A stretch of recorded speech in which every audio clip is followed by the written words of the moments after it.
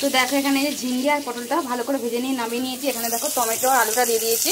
এর উপরে একটু আমি নুন দিয়ে দেবো, তাহলে আলুর ভেতরে নুনটা ঢুকে যাবে। নুনটা দিয়ে ভালো করে ভেজে নেবো। তো দেখো এবারে আমি মশলাগুলো দিয়ে দেবো, দিয়ে সিদ্ধ করতে দেবো আলুটা। হলুদ গুঁড়ো দিয়ে দিলাম, লঙ্কার গুঁড়ো দিয়ে দিলাম,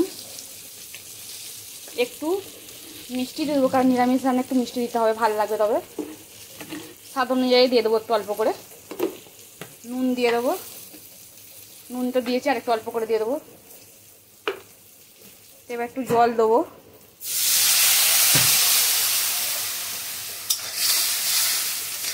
এই গরমে এরকম পাতলা ঝোলই ভালো লাগবে, এত গরম পড়ে গেছে, আমি পুরো ঘেমে চান করে যাচ্ছি।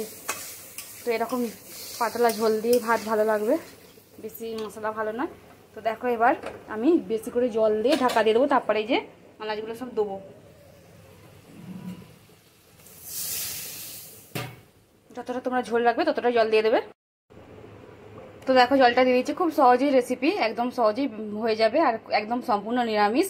আর বৃহস্পতিবার তো সবসময় সবাই নিরামিষই খাও। তো দেখো যারা নিরামিষ খাও এটা তাদের জন্য খুবই ভালো, একটা পাতলা ঝোল গরমকালে পুরো জমে যাবে।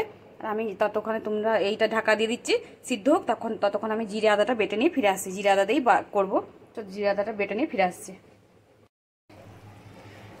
তো দেখো এই যে এখানে এই যে বেগুনটা দিয়ে দিয়েছিলাম, একটু সিদ্ধ হয়ে গেছে। এবার এইগুলো আনাজগুলো সব দিয়ে দেবো একসঙ্গে, দিয়ে ভালো করে ঢাকা দিয়ে দেবো এগুলো আনাজগুলো সিদ্ধ হওয়ার জন্য। তারপরে লাস্টে ফোড়নটা দিয়ে দেবো।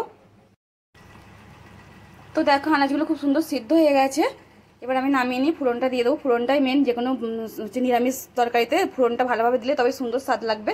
তো এবার নামিয়ে নিয়ে আমি ফোড়নটা দিয়ে দেবো। এখানে দেখো জিরে বাটাটা, জিরে আর আদা বাটাটা সিলে বেটে নিয়েছি আমি। দেখো এবার আমি তরকারিটা নামিয়ে নিয়ে ফোড়নটা দিয়ে দেবো।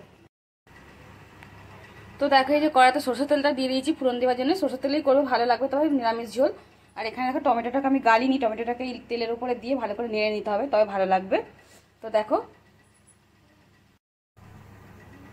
দেখো তেজপাতা দিয়ে দিয়েছি, একটু জিরে দিয়ে দিচ্ছি, 5 ফোড়ন দিয়ে দিচ্ছি, দিয়ে ভালো করে একটু ভেজে নিতে হবে, তবে লাল করে একটু ভেজে নিয়ে তারপরে জিরা আদাটা দিয়ে দেবো।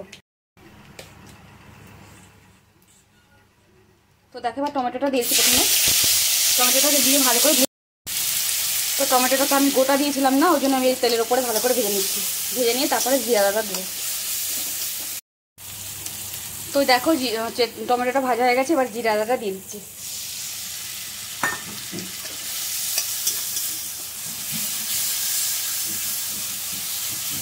জিরা আদা দিয়ে ভালো করে ভেজে নেবো। তো দেখো খুব সুন্দর জিরা আদাটা ভালো করে ভাজা হয়ে গেছে। এবার আমি ঝোলটা ঢেলে দেবো।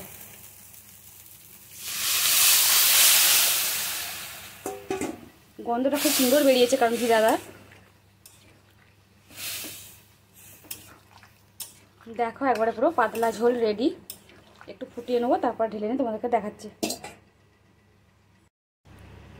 তো দেখো এই যে আমার ঝোল রেডি হয়ে গেছে, পাতলা ঝোল। এই গরমে পুরো জমে যাবে, এক থালা ভাত আরামসে খাওয়া যাবে। তো তোমরা এরকম বাড়িতে বানিয়ে খাও, ওই গরমে এই অন্য কিছু ভালো লাগবে না মুখে, এরকম পাতলা পাতলা ঝোল সব রকম সবজি দিয়ে। আর দেশে তো খুব সুন্দর সবজি পাওয়া যাবে, কাঁচকলা আর পেঁপেটা অ্যাড করে দেবে, আর লাউড়াটা খুব সুন্দর জমে যাবে। তো আমি এখানে রেসিপি শেষ করছি, পরে রেসিপি নিয়ে পরে ফিরে। তোমরা সব ভালো থেকো, সুস্থ থেকো।